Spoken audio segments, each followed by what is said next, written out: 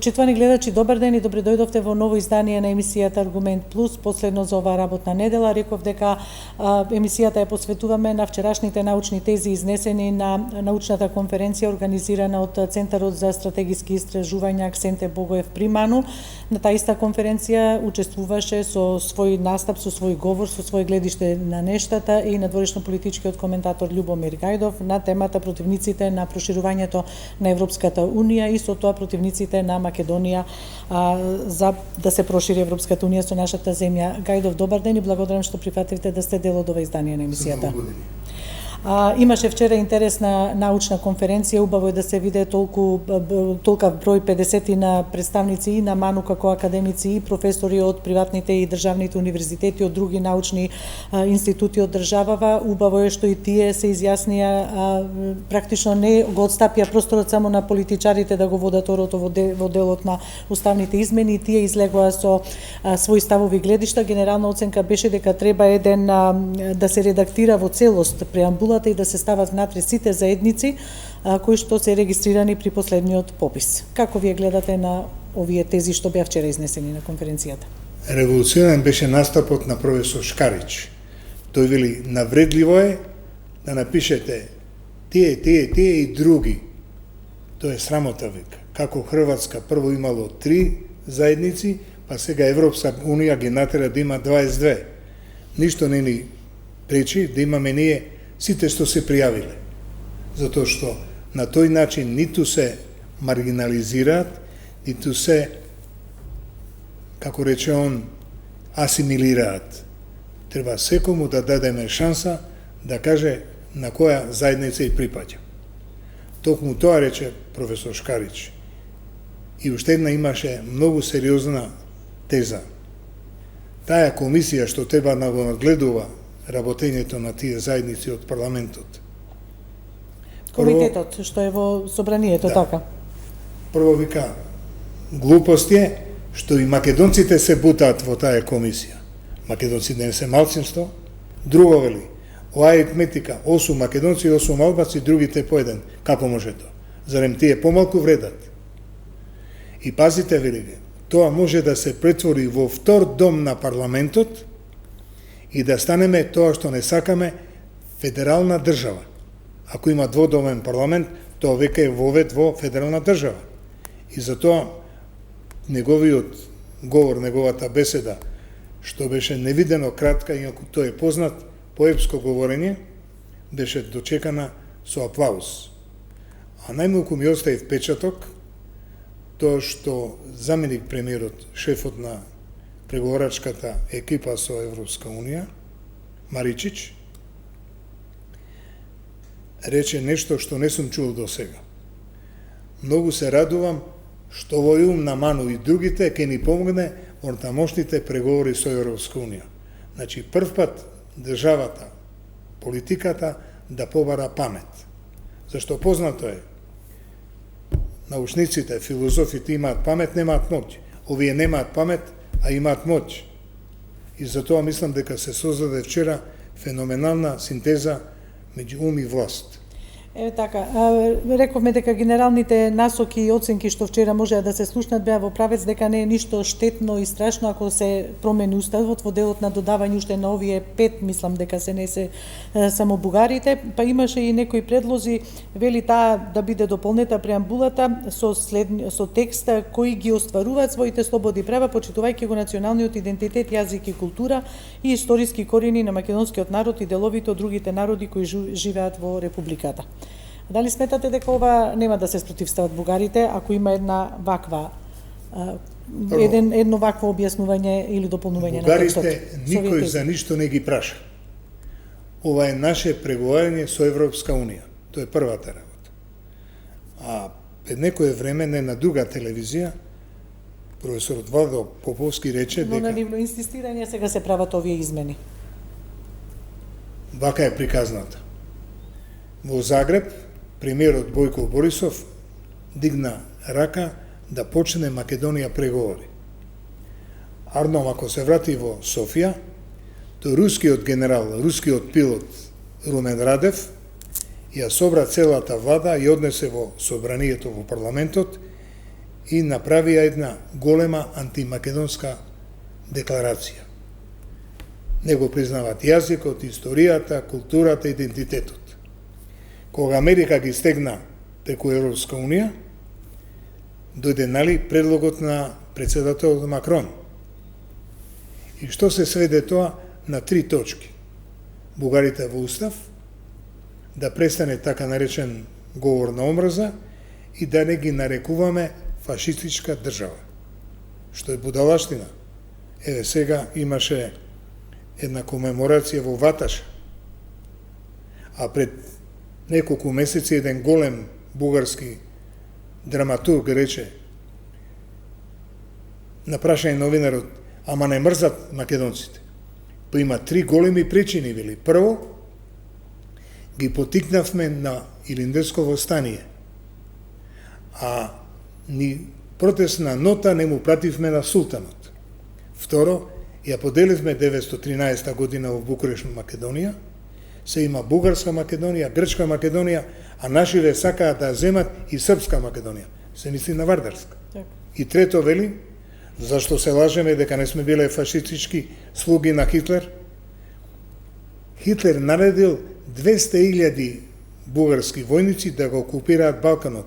Од тоа 50.000 имао наши војници и окупирале Македонија. И гледате, и тој рече, она во Ваташа, кога ги стрелаа децата невини, тоа е невиден срам за Бугарија. Неве, Бугарија никако да се охрабри, било која бугарска влада да дојде и да се извини.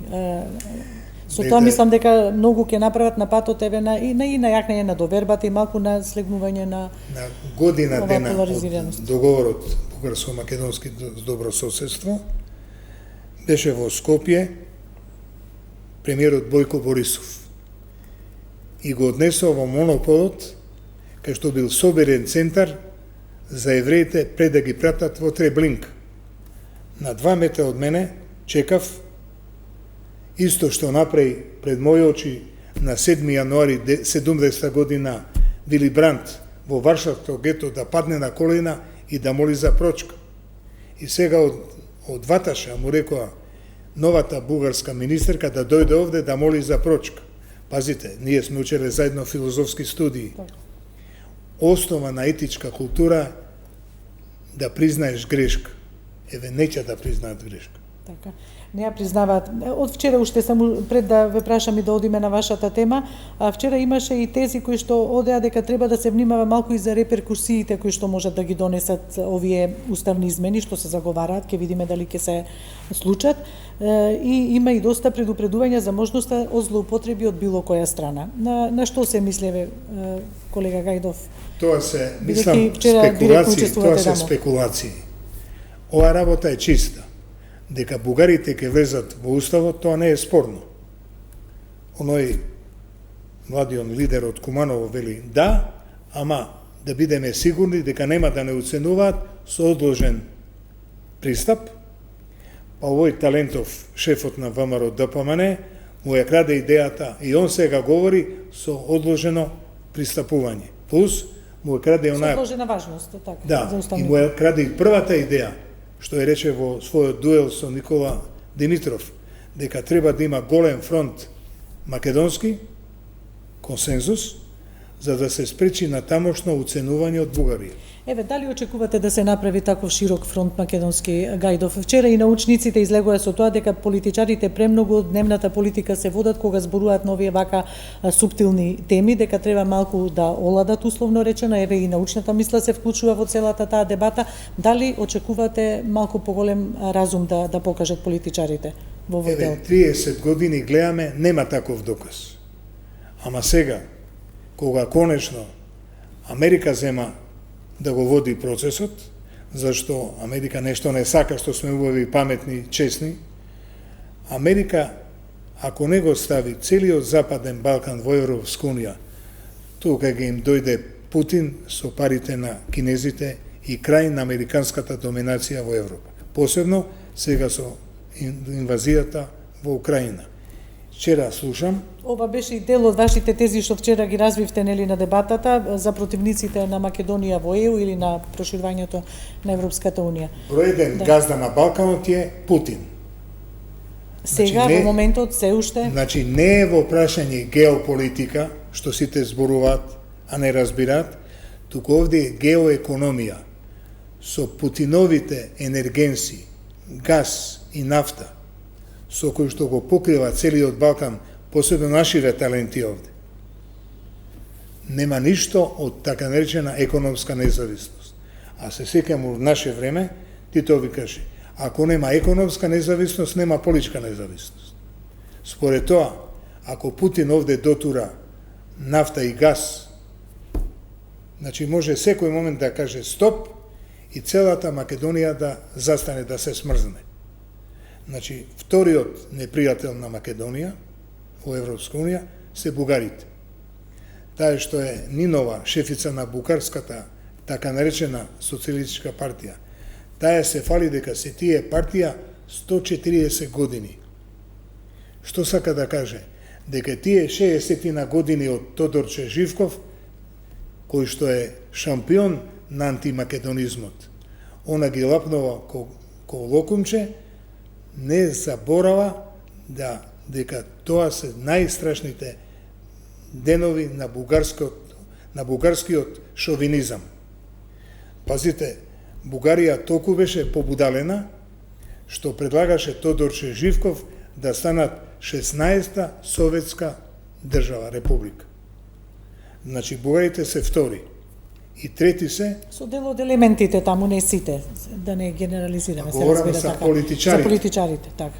Се знае, председателот Румен Радев, што на неговиот службен CV има завршил војна академија во Софија, завршил 2 војни академии во Америка, он е пилот, нали, генерал-мајор пилот, и не кажува каде учел да вози МиГ-29. Сигурно не учел во Лондон, во Париз и во Берлин, учел во Москва.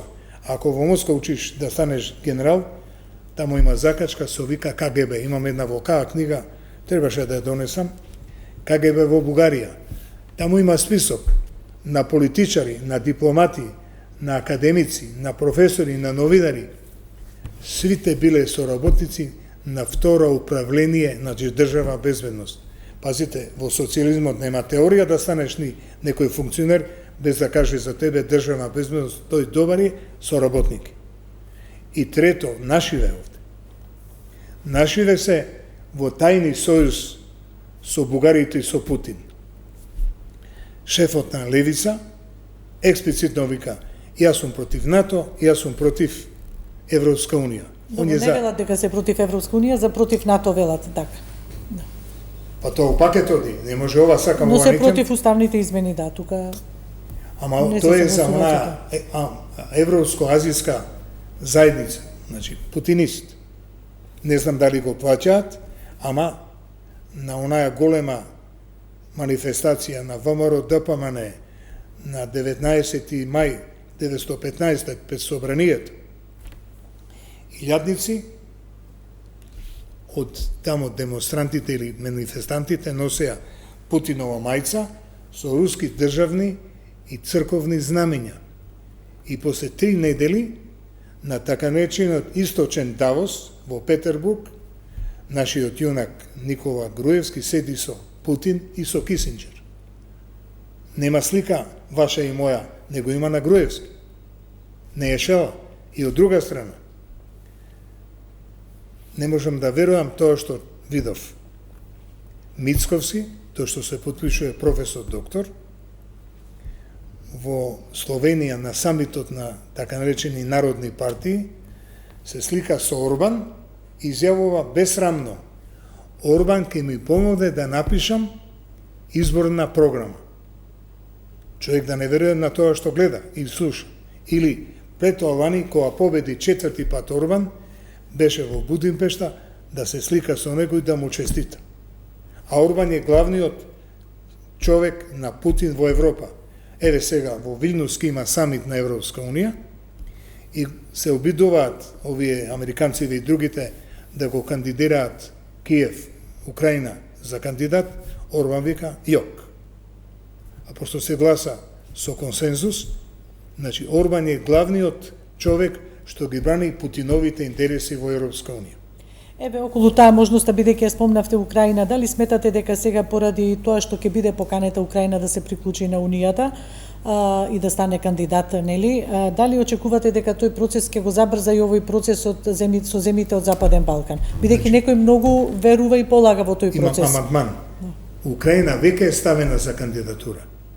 Ама пред некој ден... Не официализирана, за да кажам. Пред некој ден им удри шлаканица, Макрон вика, нема проблеми, ама има да оди по критериуми. А вчера во Лондон има голема конференција за помош на Украина, 400 милиарди долари се потребни да се реновира Украина. Тоа се огромни пари. Америка и Европска Унија по 100 милиарди даваат за оружје. А се ако треба да за реконструкција, баш сакам да ги видам. А тоа што ме прашавте, мислам дека тоа е подарок од Господ заради Украина, целиот процес ќе се забрза. Верувате во тоа? Еве зашто. Затоа што Украина како ќе се обнови? Америка не дава пари, Бог да чува. Таа дава оружје. Европа ќе мора да го плати цехот. И верувам дека Украина ќе биде локомотива што ќе го поведе целиот Западен Балкан во Европска Унија. Босна е нефункционална држава. Како ја примија као кандидат пред Нова година? Така? Да. Како Америка преку Германија и Франција бара Вучич да го прифати договорот со Косово, да не попречува Косово да влегува во меѓународни организации. Тоа го читам јас само да влезе во Европска Унија. Нема теорија да влезе во Обединените нации. Да. Тамо пред врата стојат Русија и Кина со право на вето. Тоа е големата слика. И мислам дека вашето прашање на место е. Мислам дека Украина ќе биде локомотива што ќе го поведе целиот Западен Балкан. Може да има некоја мала формулација, нема да имаме право на вето, нема да имаме комесар, не е важно. Штом влеземе внатре, ние, ако ништо друго, ќе се докопаме до фондовите. Така. Но факт е дека Европската Унија и дава приоритет прво на реформите внатре, и дека процесот на проширување треба да биде видоизменет, меѓутоа еве нудат некакви алатки, што велите пристап до фондовите, па дури се размислува за она земјите од Западен Балкан да бидат како целина една, меѓутоа без право на одлучување и да немаат право нели во тие политички диалози, меѓутоа да црпат некакви си економски бенефити од сето тоа. Значи, идејата... Дали тоа може да се реализира? Идејата за отворен Балкан прв пат ја слушнав од председателот Трамп на 4 септември 2020 година, кога ги седна на маса Вучич и Курти и натера да подпишат договор за економска соработа, рече: ова е почеток на економско обединување на Западен Балкан и ние ќе инвестираме неколку милиарди долара и Западен Балкан ќе стане пристојно место за живење и тогаш ќе влезе нормално во Европска Унија. Еве тука излезе и ова идеја од поранешниот председател и премиер и лидер на СДСМ Црвенковски на почетокот на неделава за влез во таа европска економска област на земјиве од регионот. Иако има слични иницијативи, споменавте Отворен Балкан, па тука и Берлинскиот процес. Тој читаше текст. А тој што напишал текстов е или неук, или неинформиран. 4 столба што ги навести премиерката фон Лајен од Братислава, на Глобсек, сега последната глобална конференција што да се прошири трговската соработка, да се прошири економската соработка на регионот, тоа што го навести пред неа Трамп, трето реформи и четврто да се зголемат пристапните фондови. Од тоа другарот Црвенковски ги украде првата теза и четвртата. Значи тропа на отворена врата. А на вашето прашање за реформите, и вчера реков во Ману, теорија нема. Од 91 година до денеска иста мантра. Реформи, реформи, нема реформи. Ниедна реформа не е направена. Ако земете аналитички да видите, ниедна реформа Македонија не направила, ниедна, зашто некад Ама гледаме сега поизразена нервоза кај странските представниците на меѓународната заедница овде, странските дипломати кои веќе без ракавици зборуваат колку сме корумпирани, еве и ставаат луѓе на црна листа и таа била проширена, имаше и претходно. Нашиве спијат на левоовце, мислат дека лајат кучината, караванот поминува. Еве, вчера почна, завчера фактички. Овој Кутриов Мерко е првиот од низата. Зошто? Нашиве транзицијски богаташи, тие што беа најмудри, имаат две полуги. Едни правеа приватни телевизии, со кои ги плашеа политичарите, а другите правеа приватни универзити, што штанцаа дипломи, факултетски, магистерски, докторски, па многу души од ДУИ, што немаат абер со памет, се веќе професори по универзитети. Од 30 години македонска независна држава, 90% сме дозволиле албанците да бидат министри за образование. Ја немам ништо против нив, татко ми пишуваше учебници и за македончиња, и за турчиња, и за албанчиња, и јас сум предлагал 73 година еден конгрес на Владина да учиме и турски и албански задолжително. Меѓутоа, гледайте, министер за образование треба да биде класа човек, не може полуписмен, еве овој последниот, не може да собере учебници да направи, и македонскиот него говори добро. И добро е што Министеркава за култура сега донесе бута закон за македонски јазик, кај што ќе мораат сите да говорат македонски јазик. Тоа е многу важен придонес за развој на македонската јазична култура. Но каскаме, доцниме, мора да признаеме дека се доцни со некои закони. И дали ќе се применуваат? 369? Да.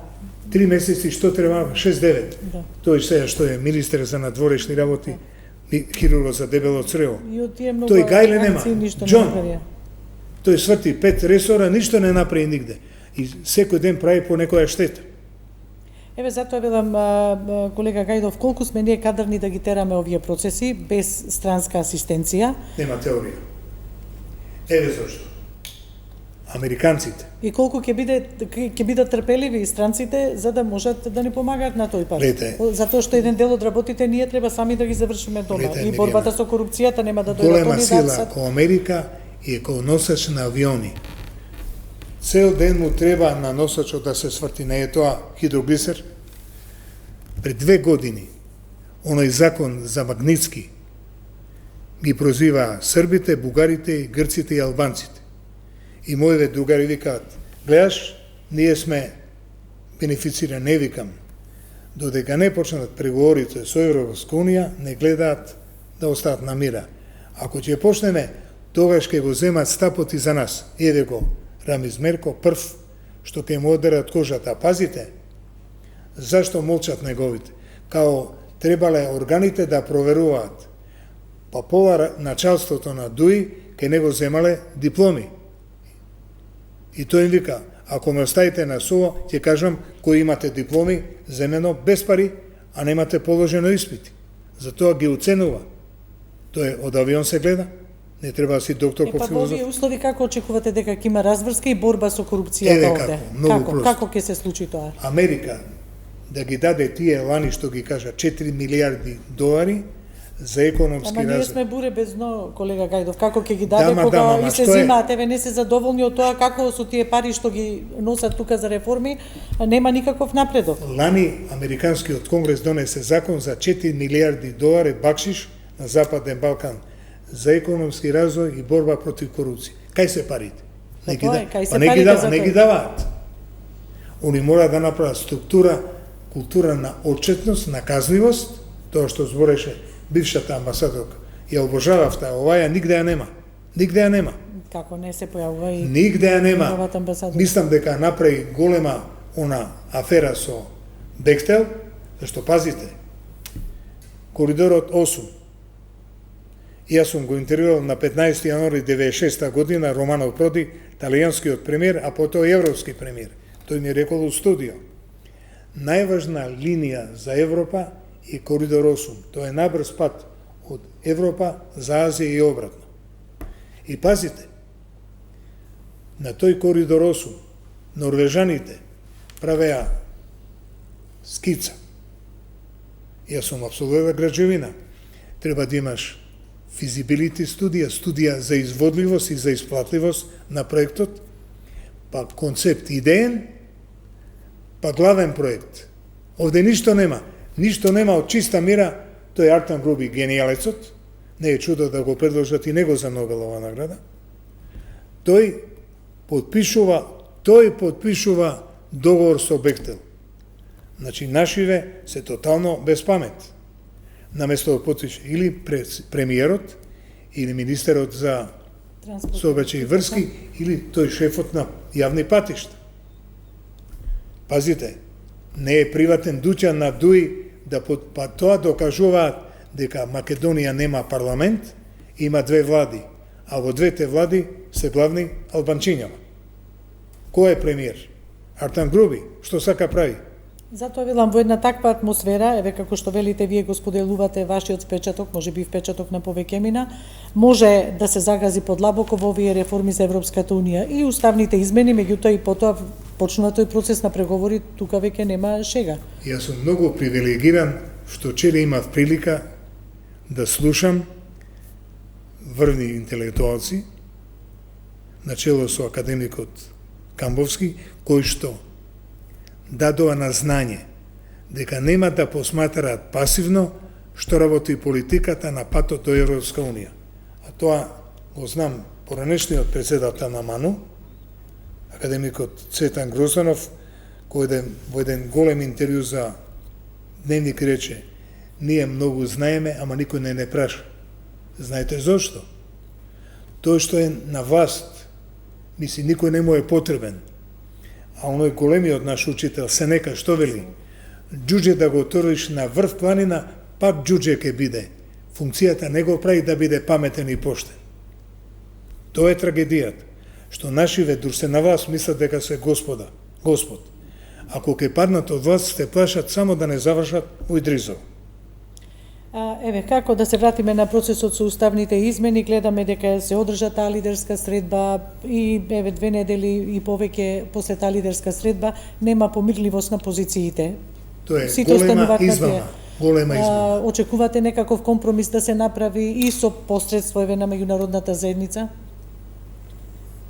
Америка, кој што е иницијатор на Западен Балкан во Европска унија, као што го направи оној магичен потек после Преспанскиот договор, и сега ќе го стопни ова.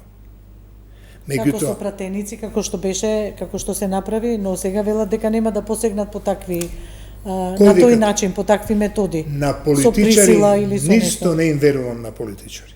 Ништо. Зашто, пазите, ние сме учеле философија. Се знае, или е етика, или е политика. Етика вредности, политика интереси. Кој победува? Интереси. Со други зборови, ако некој устои на патот, на джинот, кој се вика Америка, ќе го згази Буба Шваба, нема сила што ги испечи. Меѓутоа, може да има чудо, она што го навести Максо Димитриевски, ако македонскиот камп направи консензус, тогаш може да се случи, кога ќе видат американците, дека бараат осигурач. Така е, бараат гаранции од Европската унија дека ова ќе биде последно барање практично од Бугарија, бараат одложено ВМРО ДПМН, нели со одложено дејство на уставните измени. Тоа е на Максо Димитриевски, да не се лажеме. Пазите, на 6 јуни во дуелот со Таравари, тоа го изјавува Максо Димитриевски. А на 7 бесрамно, тој што се потпишува професор доктор, го кажува тоа као да е негово, што е срамота. Он не е политичар, он е и професор на универзитет, а тамо треба да има образ, етика. Професор што може да биде? Утре ќе искочи од политика, ќе мора на факултет да следи, така? Значи, ако се договорат македонците, двете тие, што ги викам, каурски партии, тогаш американците и европејаните ќе видат дека овде е тврдо и нема да не тераат до нова година да го смениме уставот со бугарите. Туку што ќе остават малку подоцна, бидејќи сега постои некоја граница до ноември, така барем власта оперира со тој термин. Што утре ќе биде крај на светот? кажете, ајде. Зошто тогаш притискаат до ноември? Така Притискаат, велат до пошто ноември. они имаат зацртано, ова е гарнитура што е сега во Брисел, до година си оди. Така има избори европски. И сега сакаат да кажат, еве ние направивме и Македонија да влезе. А камо тука Косово, камо тука Босна. А пазите, не се лажеме. Сите влегуваат или никој не влегува. Нема Во пакет, во регионален контекст ќе се случува тој процес, велите. Затоа тие Така. во Софија се занесуваат, ни се закануваат, ќе види Македонија кога ќе дојде да го ратификуваме договорот, ние ќе гласаме против. Тоа е будалаштина. Ќе дојат 6 земји, па да ги видам да кажат не. Еве, Гајдо го спомена Косово и така сака во контекст на регионот, ситуацијата таму е искричава е, како да кажам, има искри. Дали очекувате пеглање на таа ситуација таму, бидејќи еве како што велите, ако тоа таму не се санира, Видовте ли каква Европска последна унија? вест? Да. Одеднаш станал мудар, Курти вика, да, тоа што му се закануваат денове американците, Така, да. ама кај е тајната? Подпишаат договор со Србија пред 10 години да има заедница на српски општини. Така? Да. И Америка им кажувала, немојте да го спроведете тоа, зашто ќе направите Република Српска на Косово. Ама пошто србите се тврди, не се ко нас кукавици, кога ја дигна армијата на Готовс, пазите, од граница Косово до Ниш има 100 километра, а таму има руска база. Не е тоа хуманитарна база, да не се лажеме. И Америка знае, малку име Украина сега да се отвори на Балканот, а може секој момент да пукне. Затоа и ве прашав, еве, како вие доста следите, доста анализирате, Ке доста биде читате. тамо ред и мир. Тој што се чапа Курти, еве денеска одеднаш му дошла мудроста, се просветил, рекол, ке ги смени тие градоначалниците, немале легитимет. Сега му текна Наново после, ќе има избори, така. ама сега му текна после неколку месеци, нали, он малумен е. Нема тоа ништо од таа. Очекувате нешто слично да се случи и тука? Каде? Во Македонија. Зборувам за да си ги предомислат дел од политичарите кои Јас што сум сега бил на свршто стојат 28 август тие почетни 92 позиции, да речеме, после таа лидерска средба. Јас сум бил на 28 август 92 во Лондон на втора конференција за растурање на Југославија. И Невзат Халили, шефот на албанската единствена партија, прогласи или Рида. И ништо не се случи. Зашто Америка, начело со нашиот пријател Лоренсов Македонија, државен секретар, рече куш. Така што нивните заканувања, тоа беше портпаролот на ДУИ, што вика, може да има нестабилност, ние не сакаме. Умре тоа време, нема да биде второто полувреме како првото. Ние сме членки на НАТО, затворена граница, ќе ги изгазиме како бубашвави. Нема милост, кај ќе бегаат? Мојата бивша колешка кутрата Тања Петрушевска, која пишувала две одредници за македонска енциклопедија, напишала УЧК е Косовска интервенционистичка окупацијска сила, а Зали Ахмети напишала шеф на терористичка организација. Знаете ли у Швајцарија каква има он пензија? Шизофренија. 3000 швајцарски франка добива месечно као шизофреничар во Швајцарија со медицинска документација. И ја верувам дека ова е со мерко е почеток, сите команданти на УЧК ќе ги судат за убивање на цивили и продавање на нивни органи. Зашто Америка голема сила ќе употреби и после во Кантар. Нема милост. Сакав да уште околу ова на крајот и завршуваме, бидејќи тука е крајот на емисијата, уште еднаш кратко, концизно, ако може, што предвидувате на планот еве на овие уставни измени, што да се случува, дали предвремени избори или сметате дека сепак ќе се изгласаат уставните измени? Или сметате дека не треба толку да се поставува ноември како крајна граница да се биде или не? Предвремени избори нема да има. Од 94 година ВМРО ДПМН сите избори на кои не учествувал и загубил, од првиот ден избори по избори. А зашто нема да има? Зашто од овие Анкетите сега им дават ветер во грбот, ги следите анкетите. од овие нема анкета, анкета не е решение. Да. Од овие 120 јунаци во собранието, кога им заврши мандатот, што ќе прават? Ќе искочат на крстосницата да просат? Што ќе прават? Значи, они сите ќе си го одработат до последна секунда својот мандат. Тоа е првата работа. Втора работа. Овој Талентов, Ковачевски, тој би дал $1.000.000 само да избега од Македонија. Зашто виде дека да бидеш премиер едно, ама на жената своја да ја дадеш државен имот да прави,